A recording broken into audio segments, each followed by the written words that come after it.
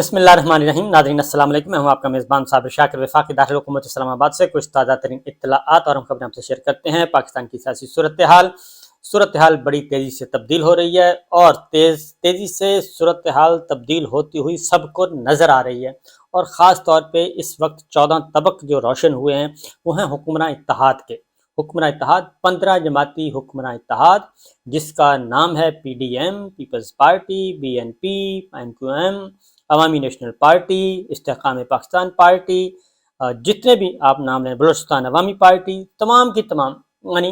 Minus P T I وہ بھی Imran Khan, minus Imran Khan, باقی تمام کی تمام جو اس وقت جماعتیں ہیں وہ اقتدار میں ہیں اور انہوں نے اقتدار کے مزے لوٹے پورے 15 مہینے. اور ہر طرح کی ان کو سپورٹ حاصل تھی، ہر طرح کی سپورٹ حاصل تھی، لیکن ان کا رزلٹ، ان کی کارکردگی 0 + 0 + 0 = 0 رہی. اور یہی وہ وجہ ہے کہ ان 15 مہینوں میں تمام کی تمام جماعتوں کی جو کلئی ہے وہ کھل کر سامنے آ گئی ہے. تمام کی تمام جماعتوں کی جو اپنے آپ کو پیش کرتے رہے کہ پاکستان تحریک انصاف، عمران خان، ان کو تو کچھ پتہ ہی نہیں ہے، ان کے پاس تو کوئی ٹیم ہی نہیں ہے، ان کو کوئی کام ہی نہیں آتا، ان کو معیشت کا نہیں پتہ، ان کو خارجہ پالیسی کا نہیں پتہ، ان کو داخلہ پالیسی کا نہیں پتہ، ان کو کسی چیز کا نہیں پتہ، یہ بیچتے رہے. خاص طور پہ 2 بڑی جماعتیں جو ہیں اور نون لیگ اس میں پیش تھی، انہوں نے یہ سارے کا سارا سودا بیچا 3.5 سال. اور ان 3.5 سالوں کے بعد بالآخر سازشوں کے تانے بانے بن کے وہ اقتدار لے گئے. اور جب اقتدار ان کو مل گیا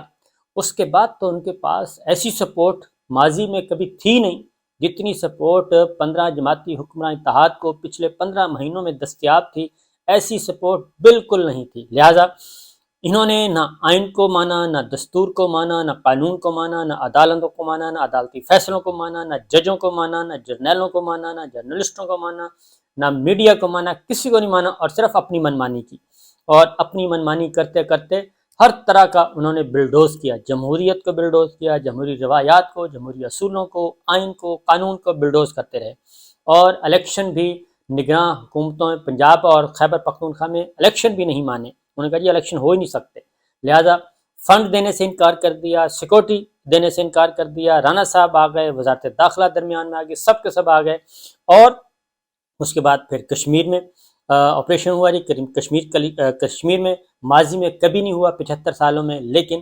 اس بار انہوں نے اس کو بھی معاف نہیں کیا اور وہاں پہ بھی حکومت کا تختہ الٹا گیا اور وہاں پہ بھی حکومت آ گئی. اس کے بعد گلگت بلتستان میں یہ کام کیا گیا. اور یہ سارے کا سارا گلگت بلتستان میں جو لیٹسٹ ہے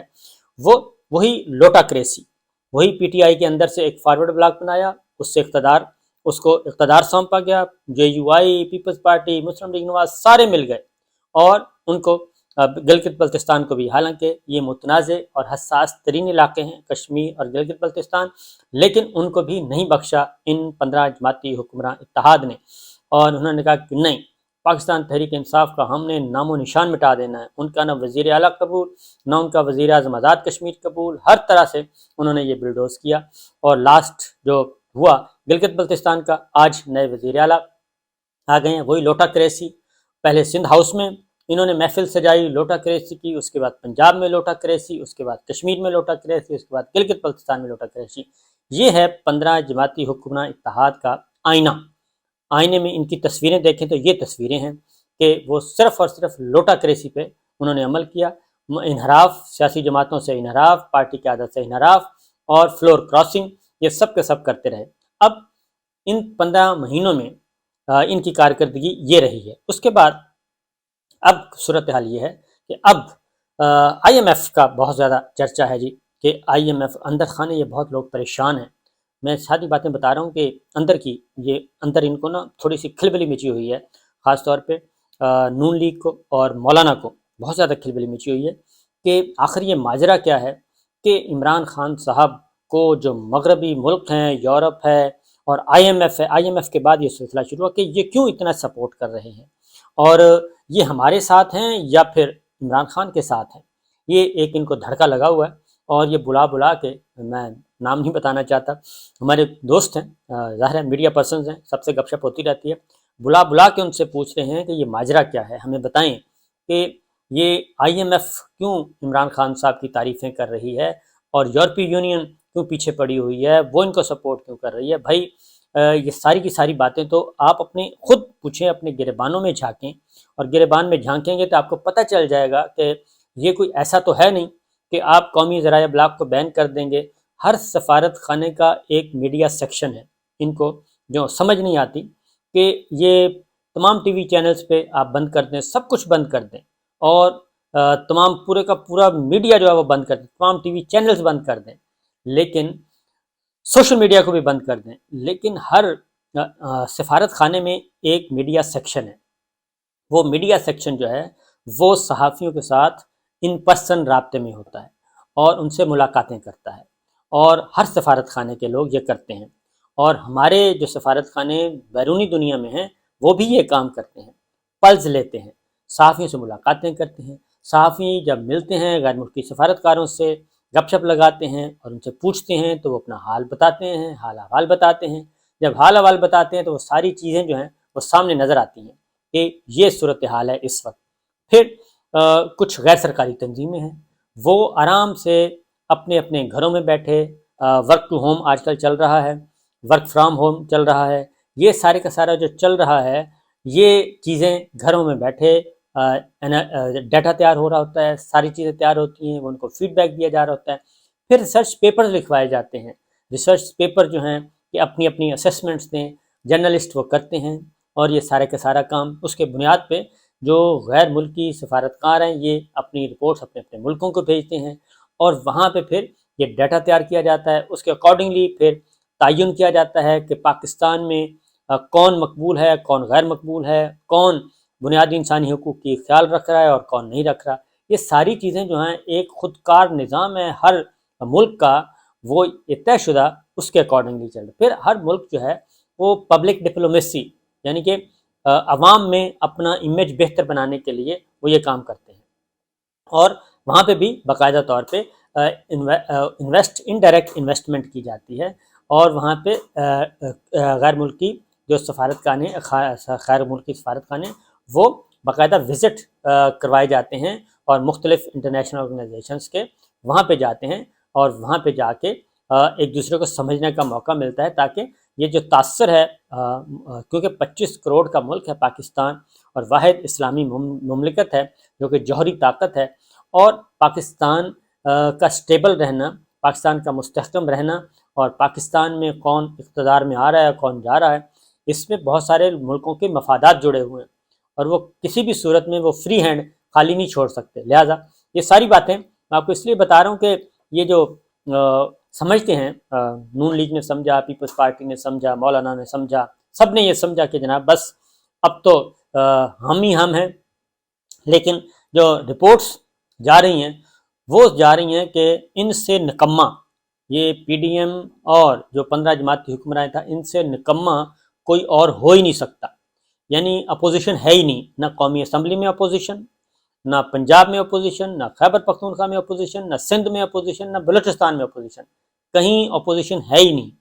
اور اپوزیشن کے بغیر انہوں نے نظام چلایا، پارلیمانی نظام چلایا اپوزیشن کے بغیر، اور جو اپوزیشن رکھا تو وہ لوٹے رکھے اور فلور کراسنگ کرنے والے رکھے، ان کے ذریعے جب اس قدر، اور پھر یہ کہ جس طریقے سے پچھلے 15 مہینوں میں انہوں نے ظلم و ستم کیا وہ ہے، اور اس وقت بھی جیلیں بھری ہوئی ہیں۔ یہ سارا کچھ کرنے کے باوجود انہوں نے کیا کیا؟ ان کی معاشی پالیسی 0 + 0 + 0 = 0 یہ رہی، اور سب سے بڑا مسئلہ معیشت کا انہوں نے شور مچایا ہوا تھا کہ معیشت میں بہت ہی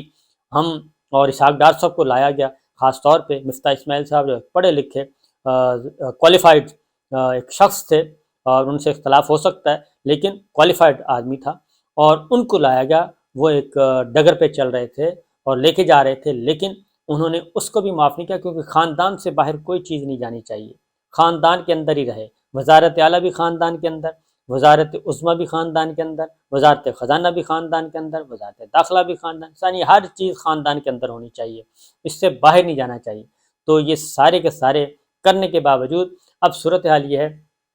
کہ IMF جو ہے وہ یہ کہہ رہا ہے، اور دیگر ادارے یہ کہہ رہے ہیں کہ کمپیئر کر رہے ہیں،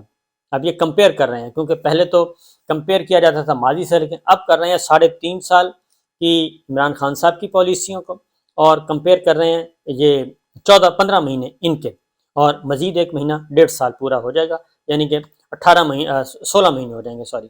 تو 16 مہینوں کی کارکردگی اب تو چل چلاؤ ہے۔ 15 مہینے اس وقت تک جو 15 مہینے کی رپورٹ آئی ہے اس کے اکارڈنگلی جو آئی ایم ایف ہے وہ کہہ رہا ہے کہ اسحاق ڈار صاحب نے اور یہ جو 15 جماعتی حکمراں اتحاد ہے، انہوں نے جو اعداد و شمار دیے پاکستان کی معیشت کے حوالے سے وہ بالکل جھوٹے ہیں، وہ غلط ہیں، اور جی ٹی پی گروتھ جو ہے پاکستان اس وقت ڈار حکومت اور آئی ایم ایف کے درمیان وہ بڑے کلیئرلی انہوں نے، آئی ایم ایف یہ کہتا ہے کہ معاشی جو شرح نمو ہے اس میں جو ڈار نے دیے ہیں، جو حکومت نے اعداد و شمار دیے وہ بالکل غلط ہے،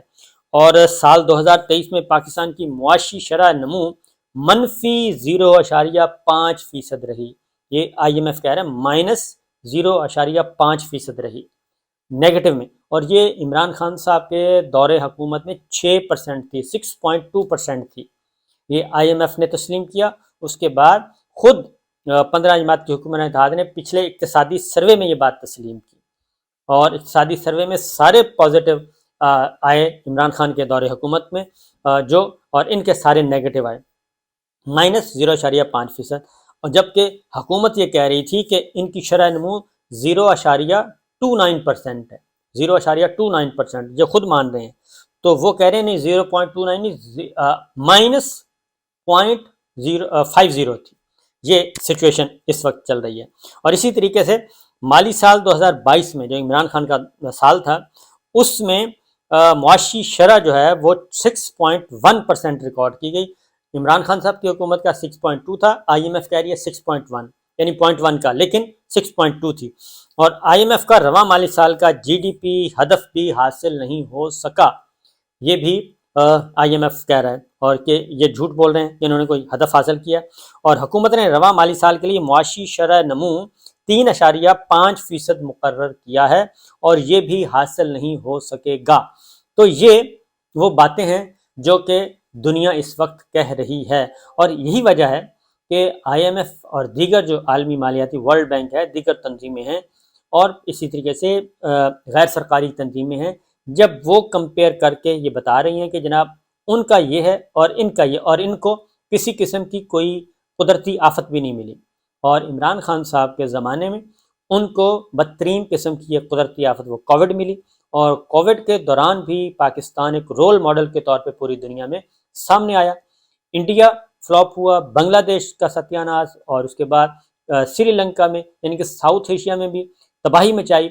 کووڈ نے، چائنا میں، ایران میں، ہر جگہ، لیکن پاکستان جو ہے وہ تمام مغربی ملکوں کی نسبت بھی اور ساؤتھ ایشیا ریجن میں بھی سب سے نمبر 1 رہا، اور بہترین طریقے سے اس نے سروائیو کیا، تو اس کے باوجود شرح نمو 6.1% رہی، ترقی کی رفتار 6.1% رہی، تو یہ ہے سچویشن، اور بے روزگاری اور مہنگائی، صرف مہنگائی 12% تھی، بے روزگاری بھی کم تھی، تو یہ سب کا سب جو اشاریہ ایکسپورٹس بڑھ چکی تھیں، ریمیٹنس بڑھ چکے تھے، اور صرف ایک سال میں اس ڈار حکومت اور 15 جماعتی حکمراں اتحاد جس کے بڑے نامور سارے کے سارے اتحادی اکٹھے تھے، اس میں صرف 2 مد میں $8.5 ارب کا نقصان ہوا ہے، $8.5 ارب کا خسارہ ہوا ہے، ایک ریمیٹنس میں اور ایک آپ کی ایکسپورٹس میں، یہ صرف دو چیزوں میں $8.5 ارب کا ہمیں نقصان ہوا ہے، جبکہ انہوں نے اپنے عمران خان صاحب کے دور میں 480 ارب روپے کی ریکوری ہوئی، 480 ارب روپے کی ریکوری ہوئی نیب نے کی، ان کے دور میں 1200 ارب روپے کے جو مقدمات ہیں وہ ختم کر دیے گئے، جو 1200 ارب رہتے وہ ختم کر دیے گئے، یہ ہے اصل میں سچویشن، یہ ہے کمپیریزن، اور اسی لیے اب جو شبر زیدی صاحب کی خبر آئی ہے، انہوں نے کہا کہ اسٹیبلشمنٹ جو ہے ان کو خدا حافظ کہہ چکی ہے، اور اس کی ریزن ہے کہ ان کو بلایا گیا تھا، اور ان کو بلا کے ان سے پوچھا گیا کہ جناب آپ کے پاس کوئی پلان ہے بھی ہے، بس ہمیں باتیں کرتے رہتے ہیں، تو انہوں نے فرمایا ڈار صاحب اینڈ کمپنی نے کہ ہمارے پاس پلان بی تو کوئی نہیں ہے، تو انہوں نے کہا تو پھر آپ کس لیے بیٹھے ہیں، ہاتھ پہ ہاتھ رکھ کر جائیں اور آئی ایم ایف سے جا کے معاملات طے کریں، اور امریکی سفیر سے بات کریں، اور ان کو ریکویسٹ کریں، اور ان کو کوئی منت اللہ کریں، اور منت اللہ کر کے یہ آئی ایم ایف لیں، اور زیادہ باتیں نہ کریں۔ لہٰذا اس کے بعد ان کی بتی بجھ گئی ہے اور ان کی سیٹیاں گم ہوئی ہیں، اور اب یہ کبھی ادھر دیکھتے ہیں، کبھی ادھر دیکھتے ہیں، کبھی آگے دیکھتے ہیں، کبھی پیچھے دیکھتے ہیں، کبھی اوپر دیکھتے ہیں، کبھی نیچے دیکھتے ہیں، یعنی چاروں نہیں بلکہ 8 اطراف دیکھ رہے ہیں، اور ان کو کوئی سجھائی نہیں دے رہا کہ ہم جائیں تو جائیں کہاں۔ اس لیے یہ اب آپس میں ایک دوسرے کے ساتھ دست و گریباں ہو چکے ہیں۔ ابھی ہمیں نظر نہیں آ رہا ایک دوسرے کے گریبان یہ پھاڑ رہے ہیں، ابھی کچھ دنوں کے بعد نظر آنا شروع ہو جائے گا، جب یہ ایک دوسرے کے گریبان پھاڑتے ہوئے نظر آئیں گے اور ایک دوسرے کو نوچیں گے اور ایک دوسرے کو الزام تراشی کھلے عام کریں گے۔ تو یہ ہے سچویشن۔ اجازت دیجیے، اللہ حافظ۔